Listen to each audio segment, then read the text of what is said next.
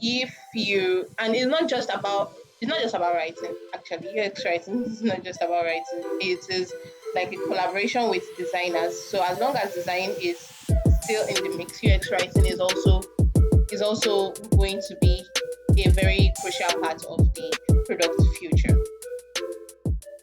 So one time I was saying, so this may sound lame, right? But like, either way, it's more like I want It's to fine. be with I want to be with you for the longest time, and I want to twist with you for the longest time, just like your hairstyle.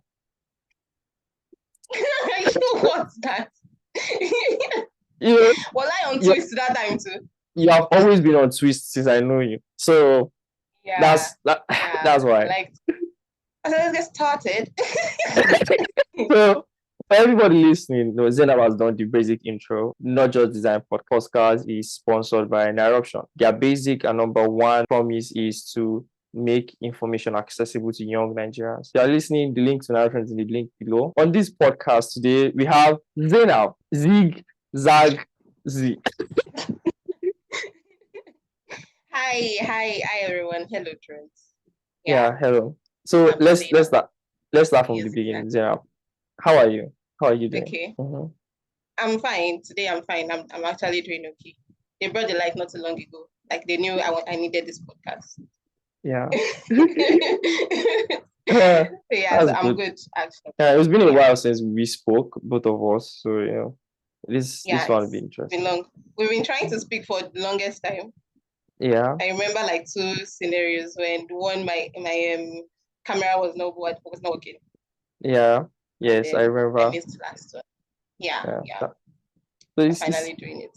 and a lot has happened between that time and now, Zainab. But there's one thing I like also start from, It right? has. We're going to talk about your article that you Okay. write, and we're going to talk about those two little bits, and there's how come there's only one left? You know, they don't give Baba How come there's breakfast. only one left? Mhm. I can talk about that. I can talk about that. Okay, so Just let nice. me know what you want to do. Okay, nice. So let's start from the top, right? So now, Zainab, tell me, Okay. right? Tell me how you end up being a product designer. Okay. Okay. Tell Yeah. me Yeah. the Yeah. best. Going Tell me the to. best way you've never said it before. Yes. Okay. Okay. Okay. I'll refine it. Make it even better. Okay. So my Mm-hmm. first journey into tech was not product design. My first journey into tech was Excel. Let me just say Excel. Mm-hmm. I wanted to do something that I could do with my computer after I graduated with school, and I was waiting for my NYSC because I could not go for NYSC immediately I graduated. So I wanted to keep myself busy. So I thought, let me learn Excel and like I know try to be good with it and stuff like that. So it was through Excel that I found data analysis. But somebody was like, you're learning it in Excel, so why don't you like try to do data analysis because it's connected and you can be a Yeah. data analyst with Excel. So yeah, my first point of contact into tech was data analysis and Excel and stuff like that. So I did data analysis for almost a year. I don't know if it's up to a year, but it's almost a year, sure. And then I went for NYSC and I got back and I just lost the momentum to continue going with data analysis. I was bored and I was into the programming part of data analysis. I was learning Python, I was learning R, and I was not just enjoying it. Like I could sit with troubleshooting for 2 days or 3 days and I would not understand it and I'll finally get it. It's just be one small problem. So I don't like Yeah. that delay. I feel like time is going and I'm sitting down trying to troubleshoot something. It just makes me feel like I'm being slow in the stuff with data stuff. So I've always eyed UI UX design thanks to Twitter mostly because Mm-hmm. I mean I see people design stuff before I didn't know what UI UX design was about. I thought it was just about designing and making things beautiful. So I always wanted to try this out. So maybe I should try this out while I am bored with data analysis. So and I just spoke to like a couple of people like, should I try this out? Will it make me like does this mean I don't have direction? I'm Mm-hmm. already doing data analysis and I want to like change career path to something that is never related Mm. down to the UI. Like try it out, To test it like out. If you don't like graphics it, you and come back. drawing and drag and drop, all of that. Yeah. Uh-huh. Uh-huh. Like, so if you don't like it, come back to data analysis. So I said, okay, I'll try it out. And then I started with the Google UX course. And yeah, since then I've not gone back to data analysis since then. So you can tell that, yeah, you can tell that I'm not bored with it yet. So yeah, that's how I got into product design, basically. So now, how far were you? How far data analysis now, right? Do you think like you've taken things from there and you like transitioned some things you've learned into UI UX? It would be in the research part, because when I was doing that Google UX course, in the Mm-hmm. beginning parts, the first lessons, they pointed at data analysis, quantitative data, qualitative data and stuff like that. And I was like, yeah, I did this in data analysis. Like, I'm familiar with this. I'm familiar with data visualization, like how to pass information across visually. Yeah. So yeah, I think I brought that thing from data analysis into product design. But then the hands-on part, that's the designing part, I don't think data Mm-hmm. matters there. It has to do with the research and maybe some part of the testing when you're analyzing your test results and Yeah. you want to show it off to the people that, let's say, stakeholders. How many years has it been in Since product I design? started, Yeah. let's say it's not up to 2 years yet. 1 year and let's say 5 months. 1 year and let's say 5 months or 6. What has been Being your specific. headache? Yeah, what has been the thing that you look at design and be like, who sent me? I swear. That kind of thing. Okay, like with regrets. Are you trying to say like a regret? No, no regrets now. Like, sometimes okay, let me give you context, right? So sometimes I'll be designing Okay. and then somebody will just send me a message on Slack and be like, hey David, we need to design this flyer at the end of today. And then I still have another project to have to design it, like that another separate design, right? It's the same company, but like separate things. Okay. And I'm like, who sent me a message? Because I have to go and start doing research about this one. Then I'll just be there, like, who sent me? Yeah. Like, who sent? So, like those kind of experiences. Okay, I understand now. Okay, my own would be that there is so many things to learn. There's so many things under design that I don't know. And the more you try to find out that the more you try to see, the more see that you don't know something, the more you see that there's so many other things that you don't know. So it's just like it just keeps it's not reducing. What you are knowing is not what you don't know is not reducing, it's increasing the more you find out that you are learning, the more you're learning. And it just overwhelms me sometimes. I'll just be like, who sent me? Like, why am I even here? Am I sure I'll not even have been better off as a data, analyst? Maybe I'll have found something better to do because this thing is too much and I don't know anything. That there are so many people that are good at this thing and me, I don't know simple auto I layouts. I don't know swear. simple like Ah, I it's so swear. annoying. Yeah, I get that feeling. I So get yeah, that feeling. that's part of it. Yeah, I get that The feeling. information overload. Yes, like it's very, very troubling. If you see maybe you're on YouTube, you're trying to learn, or even Twitter, like you're just scrolling on Twitter, and then you see somebody do one prototype thing like that, and it just moves. In your mind, I'm Hey, like, ha, now wow, where would I what see am this I doing kind of with thing? my life? Exactly. You know that where would I see What this am I kind doing of with thing my now? life? I saw a prototype from one of my friends, right, Victoria. Uh-huh. So she has been doing 30 days of prototyping. Her name is V on Okay. Twitter. For people watching on YouTube, I'll put the Okay. video up. So let me see if I can send it to you on Discord. So Victoria pushed out this prototype, this thing is nice. Do you see the search button? Do the search button, just Hey swipe, God. just and my mind, and I'm like, and now she's doing this, and I'm looking at it, and I'm like, damn, man, what's this? How do I even get to this point? That kind of thing. Yeah. Like if you want to do it, you have to analyze like, can I do this? You start using it to evaluate your skills. Okay, I've seen the I'm going to check it out after this. Yeah, check it out. Use it to evaluate your skills. Exactly. It doesn't make any sense. How do you find yourself like solving that kind of Yeah. when you feel that way? What do you do? Hmm? I say when you feel that way, when you get What in is that it? kind of situation, when you get in that kind of situation, right? Like, what do you do? I just try to talk myself into like it's okay. Don't compare yourself. I mean, it's hard. It's hard not to compare yourself. It's hard, very hard, especially when you are seeing these things in front of you and you know that I don't know, but it's hard. So I just try to like talk myself. There's a tiny part of me that tries to talk me into it's fine. Like it's okay with be okay with where you are now and what you are doing now. And the more you progress, the more you learn, the more you practice, the more you do better. So there are some articles that just come my way in time. Even though I've read it, even though I've read those kind of articles several times, they just come in like when I need them. At that And they point just in time. remind me that you are, yeah, exactly. Just remind me that you are doing okay and just keep going. And you won't die as long as you don't give up. You won't die. And friends too. Friends and community help a lot. Yeah. Yeah. Can you share those articles with me? So I'll put them in the description. So make I follow read them. So I know good enter Yeah, depression. there is one that I read. Like that one was really, really, really nice. I hope I still have it. I'm going to look for it after this show. What I do mostly is I look at it and as you said, talk to yourself. At least I do that. I just calm down and tell myself, it's not about now, David. It's about later. It's about future. It's not about now. You were here before. You are here now. You'll be here in another place again.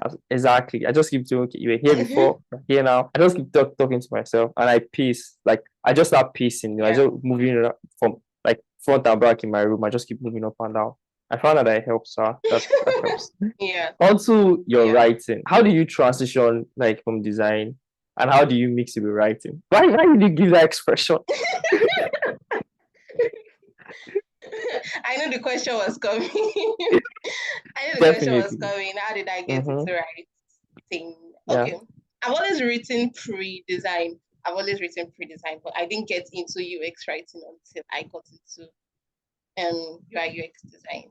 And it was this article that I wrote, NFT for Dummies, that made me see that I could do writing in design. That I don't know if you know the article, but it's like explaining NFTs in a very simple manner to beginners and people that are not tech or crypto savvy. So when I put that article out, it got traction. And there were some people who told me that I do well as a UX writer. I didn't know what that was at that point, but then I went to search it out and I started getting into articles. I started reading articles on Medium about UX writing. I was like, this is nice. Maybe I can do this because if I learn this seems like something I would like. It's writing. I've always liked to write sometimes. I always like to write, and writing for UX design is like something I think I could do if I give it a try. So I said, let me try it, and that's how I got into UX writing. What kind of articles were you writing before? Or what kind of things were you writing before? Random things, I was writing random things on my Medium. I even did one 30-day writing challenge because I just wanted to writing. I just created my Medium account then. I've always written, but it was always in my diary, in my books, in my journals and stuff. I'll just write about my experience and my friends and people that I met, how my day went and stuff like that. So one time I said, let me create a Medium account to just share some of the stuff in my head after reading. I mean, why not? It was a New Year resolution for me that time, January 2020. I created my Medium account and I put out something. And since then, I've been writing on Medium about random things that are just in my head, life lessons, some things that don't even make sense. Some of them make sense. Some of them are funny. Some of them are not funny. So yeah, and sometimes I write technical stuff. If I learn something, I'll try to explain it to transcend whatever it is that I learned. And when I've not finished that Google course. What am I saying? when I reach somewhere in that Google course. That Google course, I also wrote about it, like how the Google course has helped me so far, and that one also got a lot of traction on Medium. So yeah, and many people got into design. Like it was kind of like a recommendation for beginners to get into design with that course. Yeah. So, yeah, that's nobody. I don't think I've seen anybody that's finished the Google course like Ep10. Most people I have on this podcast. I've seen. Who have I? Yes. Who have I? Julius in oh, damn. I need to speak to him. I need to find out the kind of determination it takes. When he finished that time, he gave me the ninja. He was like, you must finish it too. You must finish. I was like, yes, I must finish it. I went after 1 week, I dumped it. I don't think I'm ever going to finish it at this point. I've stopped trying. But have you finished any other course? Like any other course before? Like in UI UX or design or UX writing? Yeah, I finished. Yeah, sure. UX writing. I finished courses in UX writing. There are not many courses in UX writing, so the ones that I have, they are not. I can't take them for granted. UX design, I can always go on YouTube. When I abandoned the Google course, I was on YouTube mostly, learning practically, watching videos and using it to practice. But UX writing is not really like that. There are not many resources, so the little one that you have to hold it.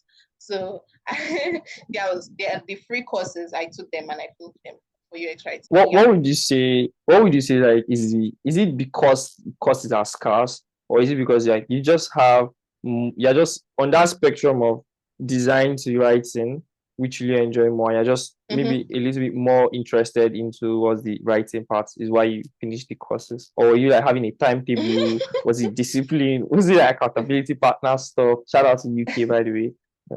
Which one? Of course. Shout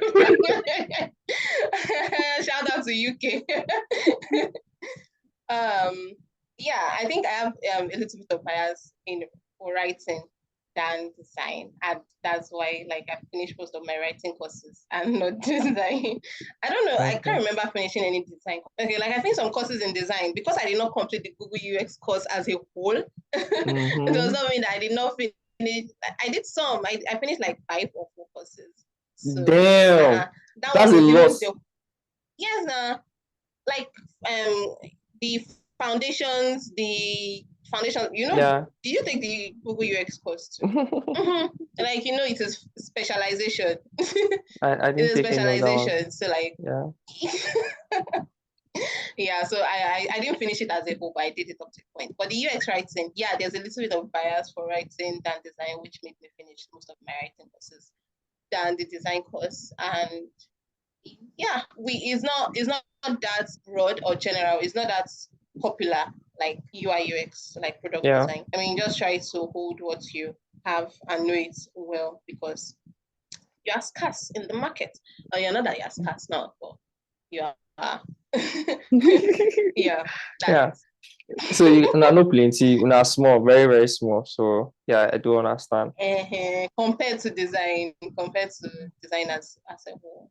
I want to ask you, this may sound like a hot take, but is product design saturated? And why? If for any answer you give me, you answer the why. Okay, that's fair. Product design saturated.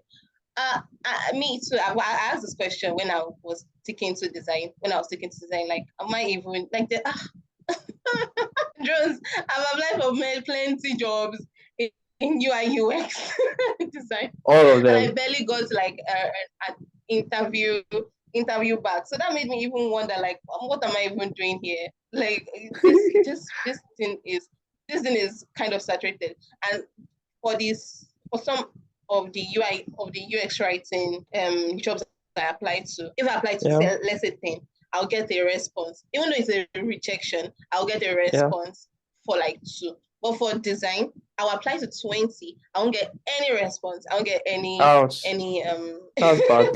any rejection. I'll get rejection for like 1 or 2. So that just made me wonder, like, is this saturated? And don't they need people again? Are people doing? But I feel like it is saturated, but on the junior level, in the beginner's zone, that is where it is saturated. Like, there are many people trying to get into it. There are many people with Behance portfolio, and there are many people with basic knowledge about it, and at beginner level, trying to get into design and trying to look for entry-level jobs, in internships, junior positions. That's why I'll say that is one I'll say is kind of saturated. But I think as you move up the ladder, if you are persistent enough, you are going to get to a point where you become hot cake, which I think is where you are now, Jones. Where you are now. No. Don't put me on the spot here. You are getting to the boss level, and so yeah, for you it might not be like that, but for me, I feel like the entry level part is still kind of is saturated. But it should not be a discouragement. It's discouraging. It's kind of discouraging, but it should not be discouraging enough. If it's something you really enjoy, if design is something that someone really wants to get into, then should be persistent, and like to keep going even though the rejections keep coming. There's this podcast, Future of Design. It's run by this guy from Overlay Academy. You know Overlay Academy. They have a podcast. So now the podcast was with Tola Alabi, and they asked a question. They asked Tola Alabi, can you define the future of design? And his statement was, most times when they ask these questions, they ask somebody who is very older in the field, people who have spent 10, 15 years. Yeah, But naturally. he believes that that kind of question should be asked to people who are just new or relatively new in the field. So you said that you're relatively new into UX writing. So what do you think the future of UX writing is? Of UX writing, not UI UX Yes. design, not UX design. Yeah, UX writing.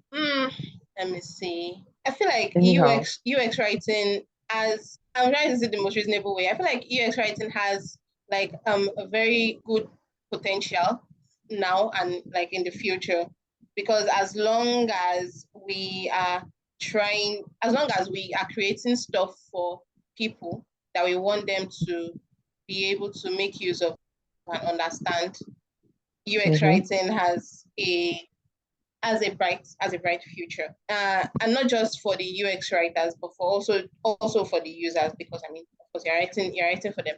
So it's not just about writing. Actually, UX writing is not just about writing. It is like a collaboration with designers. So as long as design is still in the mix, UX writing is also going to be a very crucial part of the product future. But yeah, UX writing has a bright future as long as we still have users that we are writing for, and we have products that we are creating for the users. I'm assuming there are people listening that, so now normally this podcast is basically just things that I find interesting, but like for the sake of other people listening, how would you define UX writing? Let's say, how would you define UX writing basically? And give me like instances of how it's been used. Okay, UX writing is no, it has writing in it, but it's not the core part of it. UX writing has to do with starting from the empathize. What am I saying? The design, the 5 designs stuff. It has to do with this, starting with the empathize stage of a design. When you're trying to build a product, you have to like try to understand what this user wants, what they want, ask crucial questions, and then write something that has to do with that product and in a way that they're going to understand it and it's going to be useful for them for the product that they want to use. So where UX writing comes in is in trying to break it down, and not just break it down in any manner, but try to break it down to make sure that the action that the user wants to take successful at the end, thanks to them understanding what is being communicated by the product. So UX writing is there's a definition that it is the writing of clear, concise, and simple. I don't think that's there, but it has to be clear, there's concise, and there is clear, concise, and something else, another C. I'll just use simple. So copies for users to be able to make sense of what the business is trying to communicate to them. So UX writing is like a bridge between business and users. Yeah, basically. Okay, if I'm to define it for myself, I do this all the time where I see something and I want to redefine it, right? So I'll most likely use a stupid analogy. But here's the analogy. Like from what you just said is this. So UX writing is like you're trying to serve me stir fry, right? You already, you put everything in the plates, you've done everything. But then you now put an image how to cut chicken on the table. Like the things already on the table there that I'm sitting on. So an image of how to cut chicken on the table, right? Now you're not telling me how to cut my chicken. But then the fact that they stir fry with chicken inside the plate and there's an image on the table, right? I'm learning how to, this is how I should maybe cut my chicken, with fork and knife. That's the best way. Yes. Now that picture there that's on every table, is that a better a way of describing what UX writing is? That makes so much sense. That makes so much sense. The picture and then the little micro copies that follow the picture, like do this. The clear instructions. Take your knife, cut the chicken like this with your left hand or with your right hand. Those are micro copies that help you to get your action done successfully. And if they are not clear enough, you might hurt yourself with the knife, or you might throw your chicken might just waste because you're not cutting it well. So we want you to be able to cut your chicken very well and enjoy your meal in the restaurant. And so for that to happen, we need to like explain it, describe it for you very well with the instruction that we have laid out in front of you. That's UX writing. I like that analogy. I like You can that. you can you can use it freely. Don't worry. I dash you. Yeah, I'm definitely going to use it. Yeah. So it's just basic definition of little things matter. Like, if you Mm-hmm. think about Mm-hmm. design, you will not think about maybe a button that says your message has been sent, but probably we're waiting on network, or probably your message has been sent. Once it's being delivered, you get a notification, or your message is hanging due to the fact that we're having server issue, or Mm-hmm. all Mm-hmm. those small things. Communication, clear communications. Yes. Exactly. Like, To on put it a larger simply, yes. scale, we think is sorry, on a larger scale, as a designer, you think it's just the Yeah. design. It's just, drag and drop, build the application. At the end of the day, if it looks nice, it looks good, what's it done? Yeah. It's interesting to find out. Like, now you with the follow Yeah. now, yeah, the guys are at least Eh, don't in this, even don't even don't what. even let us start on this podcast. It's going to take longer than than we expect. Don't let us start at all. In the Nigerian space, Zainab, are there much UX writers? Do you think there is a space for UX writers to like gain audience and like have more job opportunities? It's two things. In the Nigerian space, for the UX writers, we are not that many.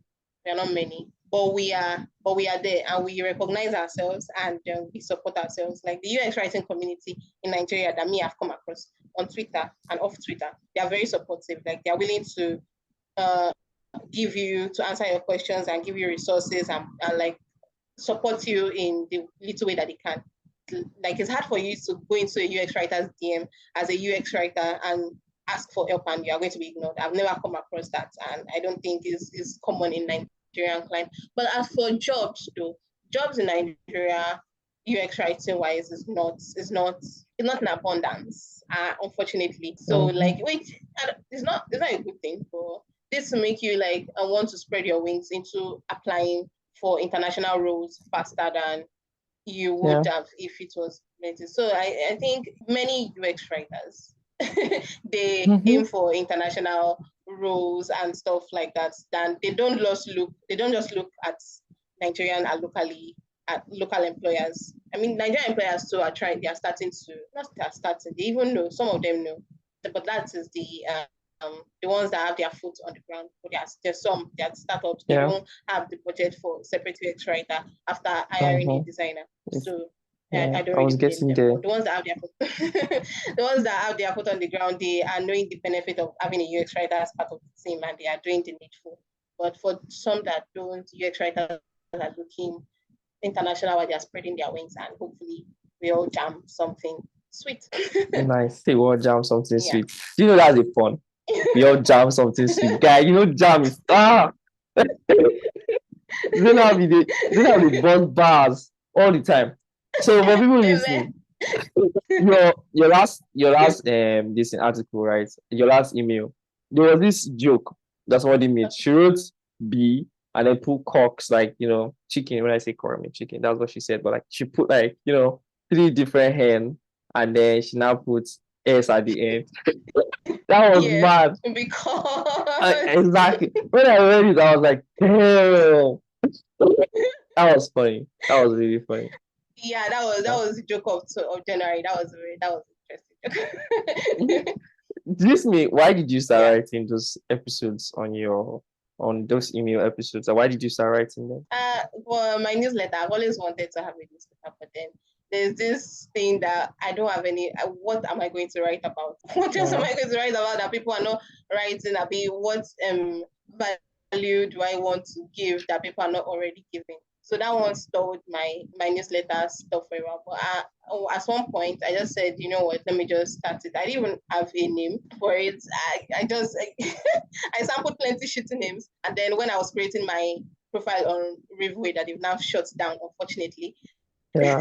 I was playing with my pen and pencil. I was writing my name like Z Z Z Z Z, and then zigzag just came popped into my head with Z, and it just made sense. It just all came together, and I wanted something for me. I wanted something that I had on Mhm. my own. I mean, I have a medium. I could have continued writing on my medium, but I wanted something more personal.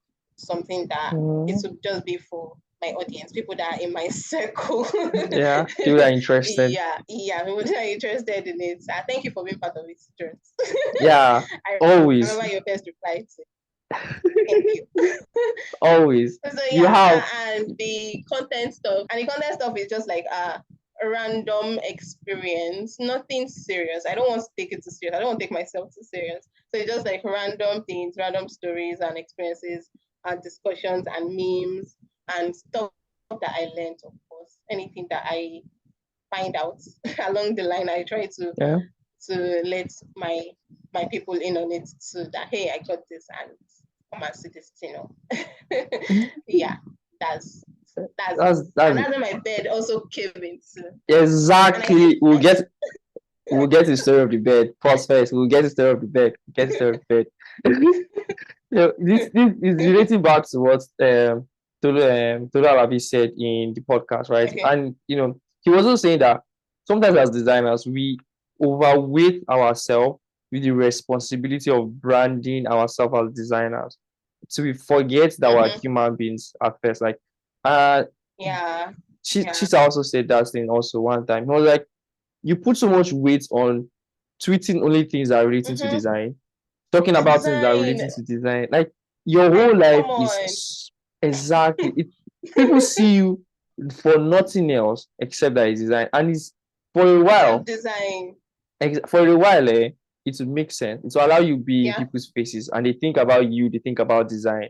But after a certain period of time, it's like you've reached a saturation point where you are oversaturated with the thought of the people With are design over content, design related stuff. exactly people are oversaturated with it, and you then become boring because they have no identity to who you are. They don't know anything about you. They Yes. don't know nothing. Even book writers give stories that are relating to them. So mention their wife, their children, even if it's a book about certain things, because like it's too much weight for individuals to put on themselves. Not that it should not be serious, but Yeah. it's just sometimes you tell people about This is yourself. something like this is something I was very aware of. This is something I was very aware, especially on Twitter when I see some people tweet about only the design related things, and I'm like, no, I don't want this for my own self. Like I have a Yeah, life. I was doing something before I started design, and I have a life outside of design. I have a life outside of UX writing. And life is not just about your career path. Life is a combination of so exactly. many other things. Like what's the fun in tweeting about only design advice, giving advice to newbies, giving only resources, and I don't know, putting your mouth in every design related stuff. Like Just it's something I have intentionally avoided. Like I don't want, if you come to me, the first thing you think is design, the first thing you think is UX, right? Like chill. yeah. Chill first. It's good. I Yeah. believe it's good. I know I did that when I was starting out, when I was starting out in school. Everybody knew me for designing. But it got to a point where it was all I was ever known for, right? And it was hard for people to see like the human in you. Like it's hard for them to see your personality because every Yeah. small thing they'll be like, yeah, now only you are UX. Or even if we're having a discussion about football. I don't watch In football. discussion with you, like Exactly. they're not sure what they can talk about with you. That is not design. Exactly. And some of them will feel intimidated by you. They think you know so much. And Exactly. bro, You will just because you're a lose design person, you friends. think, okay, you know so much, and meanwhile you don't know that much, and you need people to also teach you. So Mm-hmm. yeah. It makes sense. And Yeah. that's why I really appreciate your newsletter because it just gets to I get to see other story. Like I would have never known the story of the bed. Now tell me the story of the Thank bed. you. The story of the bed, and anybody listening, this is beard like a bed animal, not BED, BIRD. Okay, so this bed, the first time I really noticed it, like I said in the newsletter, was when we had a chicken that we usually feed every morning and evening. So we just Wait. was Is like that that. chicken still alive? Is the chicken still alive? No, the chicken is dead. The chicken is dead. We killed Ouch. it. The chicken is gone. Oh, Sad. we had a chicken that we usually feed morning and evening. So anytime we go outside to feed that chicken, we notice this bird that comes to eat the remnants of the chicken food. I was like, oh, this bed, it came day one, came day two, came day three, just noticed. I was like, okay. My dad started it. He started giving the bed food every morning. And then we noticed that this bed also come in the evening when we're about to feed the chicken and also come and eat the remnants of the chicken. So that's how we started also actively taking care of the bed. So even though we are not that close to it, anytime we try to get close to it, it runs away, which is understandable because it's still an animal at the end of the day. So we just feed it, we give it food and we give it water and it will come, eat and fly away. It will come, eat and fly away. So yeah, that's how the bed is. And then at the point, the bed started brought a friend. The bed brought a friend at some point. And both of them would come in the mornings and the evenings. But now I still saw the bed. It has a name now, by the way. You know the name of my next newsletter. So I still saw the bed. Nice. Yeah. It has a name and it still came this morning without the friend. Sometimes the friend followed, but the friend is not as comfortable as the bed. The Yeah. bed is going to eat while we are there, but that friend is going to be locking on the fence and waiting for us to go before it comes to it. So yeah, the bed is. My dad said we've domesticated the bed, and I agree because sometimes, even in the evenings, if I forget to go and feed the chicken outside, I'm going to be hearing bed sound. There's this bed sound that I hear. So then I'm like, oh, I'm not fed this guy today, so let me go and feed this. And when the chicken died, I thought I was going to. We're not going to feed the chicken again because the bed again because there's no point feeding the I'm not going because to the actively chicken go was out. not But there it's again. actually but I actually actively do it. It's like a routine because sometimes I'm always in my room working from morning till evening. And in the evening, when I remember that I want to feed this bed, it make me go outside. So like a little routine and something that I feel responsible for that makes me even want to feed it in the mornings. And so yeah, that is just fun. That's nice. And by now I thought the bed will still comes. Now where people they see food, now there they stay. If they feed the bed, where you want they go again? I'm surprised that the bed has sense. I'm surprised. Like, how does the bed know morning and evening? Sometimes I'm like, oh, I not see this bed today, but I'll just turn my back and I'll see it behind me. I'm like, hi, you're here again today. And I was surprised, how does this bed have sense? To know the difference in morning and evening. Yeah, I wish you could talk so I would just know like how are you sure I will actually bring food? Oh my god, Zainab. Oh my god. That's nice. All of us listening, for people listening, the link to subscribe to Zainab's newsletter is in the description. Yay. Let me first tell you, Zainab has an amazing sense of humor. So be rest assured to find out very interesting story that you would read from it. Exactly. Yeah. She's awesome. She's just like that. I try my best. Are we nearing the end of this? Because I have like a question for you before we finish. Yeah, we are. I was about to get there. While we're approaching the end, I have just one thing left on my notes menu. So yeah, I can ask. I have a question for you too. Okay, like you say your podcast name is Not Just Design. You know, I think we spoke about it before when you changed your name from Drones to Not Just Design, but I wasn't clear. I wasn't clear about like why change your name and what does Not Just Design mean. And I mean, you said Not Just Design, but based on some of the content you've been putting out so far, they've been design related. Even this one is kind of design related. So what do you mean by Not Just Design? And why did you change your name? So first question is, why did I change the name, right? So I changed the name from Drones to Not Just Design because Drones is me. Drones is my personality. And if I use that for my YouTube, it's more of I'm becoming the idea of a company. I am becoming Google. If my nickname is Google and everything around me is Google, the idea of who Google is this. So like Drones was the podcast. Drones was the YouTube. It was the brand. Whereby Drones is me. I like to crack jokes. I am very funny. Exactly. I understand. Exactly.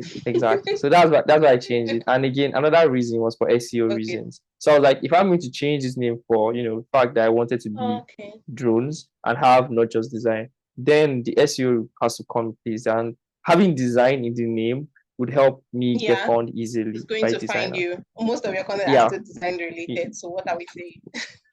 Exactly. So now it's not just design from the context of design itself is not just only design. So now the name, after deciding I was going to change it from drones, right? And I was going to have design in the name. I spent time, like I spent like weeks, I was talking with my friend, I was talking with people, and I was like, how do I have design in the name? Right. But then I don't want it to be something very, very cliche, That something they can find is anywhere. your face design. Exactly. So then I started checking and just randomly thinking. I had Fig Baba, I had Fig something. So my friend will remove words from Figma, remove words from Adobe, and like just mix it. And just made them together. Exactly. It didn't make sense. And then I came across something that changed my mindset towards it. And it was like, as a designer at Nkoku, I only do not just do design, right? There's a leadership role. There's a responsibility to be able to contribute to the team technically. If I had no prior idea to how code works, right? And all I did was product design, I would lose value for the team. And like I would not just Yeah. even know how things work generally. And that was what helped because I was like, at the end of the day, it's not Figma alone. I You're was not I just was thinking, I was designing. like, exactly, it's not Figma alone. If it's left for Figma, right, people's value will be less because that means you can even find anybody that doesn't know how to use it. I It's can like design exactly. it's like driving a car. If driving a car was moving steerings and pressing, acceleration, right? Everybody Anybody would can be do a good it. driver.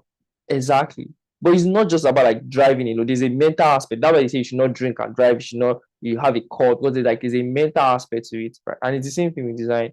There's technical aspects to thinking about how design should be like, is how you present the idea. It's just more than that. That was the idea behind it's not just design because it's not just design alone. It's more than that. Yeah, that It's makes sense. That communication. makes sense. I thought you meant like for your own content, you don't want to only put out stuff about design, but your Oh, explanation makes your description makes sense. Like it is not just about designing and colors and Figma. yeah, It's about yeah, so many other things that you can also contribute to. So yeah, yeah. you've answered my question. Thank you. Yeah, you're welcome. You're welcome. Yeah. So this is my last question. We're coming to the end right now. I really appreciate you sitting down with me. Yay! And the question Yay! is, tell me about this quote Okay. from your newsletter. It's from the book you read. It's finally got myself to read a book. I read Zikora by Chimamanda. Yeah. A short Yeah. and nice book. If you want, hola. I want. But then tell me You about the want book. it. So at first when I was reading the book, it's like 30 pages long. It didn't make sense to me, but it gradually made sense about like a lady that she did not meet a guy, but because where they started from was when she was in the labor room trying to give birth, but then in a backtrack to the person that owns the pregnancy and how he did not take responsibility for the pregnancy when she got pregnant because he said he was not ready. They were not married, they were just dating and then she got pregnant. But she's like on the older side and she wanted to keep the baby. She's like 30-year-old plus Sha. So she like so the our motherhood came in and kind of changed her life, and now our mother was supportive but not that supportive. If you read the book, you understand what I'm saying, because in the labor room, our mother was not giving her that kind of affection that a normal mother or a spouse would give her. But then at the end of the day, the woman, our mother was the only one by her side at the end of the day. And the reason for that excerpt was that out of everything she was saying, it was like how getting pregnant and not just being pregnant and giving birth and being in the labor room, the kind of pain that women endure to get pregnant, to give birth, and then post pregnancy and then post birth. So like the thing is not easy, and it was even scary for me while reading the book, because that's where that quote comes in. I don't know it offhand, but like if giving birth were easy and babies would just slip out, but babies don't just slip out. There is like a whole thing pre-pregnancy and post-pregnancy, and that is it's just not easy, and it's kind of scary as a woman myself. Yeah. Okay. So Let me read the quote. The quote was, nature must not want humans to reproduce. Nature. Otherwise, birthing would be easy, even enjoyable. Babies would easily slip out, and mothers would remain unmarked and whole, merely blessed by giving bestowed life. an expert. I agree with, because birthing and motherhood is not things. It is not easy, and there's some graphic parts that I can't even say out. Small, like what? It actually happens when someone gives birth, and then after you give it, they have to stitch you back up. They literally have to stitch you with needle and thread drones. Yeah. Well, thank you for sitting. I don't want to speak about. Thank you so much. This was so nice. This was very interesting. Yeah. I really appreciate it. I enjoy having these discussions with people. This for me is very selfish. Being here. Yeah, it's selfish. I always speak to people that are interesting. I feel interested in. I want to learn from them. For people listening, this podcast is sponsored by Narration. You can listen to Narration podcast with startup founders. Link is in the description. Narration is, they're on a mission, and they have one goal to inform young Nigerians. And basically, they cover all of that. It's research from finances, from governments, politics, and talk about tech with startup founders, from people in CBN down to even young Nigerian artists, upcoming artists. So with that being said, this comes to the end. You can check other episodes, the link in description or in the picture video that come up next. Please subscribe to my newsletter, which is going to link in his description box. So how did they say it? Subscribe to Zigzag Z, and I will try to do my best to entertain you. I've always been doing. Take care, guys. So with that being said, bye. Thanks, guys, for listening to this podcast. I hope you listen to the end. I hope you listen to this point. Right. And if you have any questions for me in particular, you can always come to my Twitter and ask me. If you have any questions for Drones, it's always open to answering your questions as well. Thank you guys for listening. See you in the next episode. Bye. Subscribe and like. Subscribe and like and comment. Thank you very much. Yes.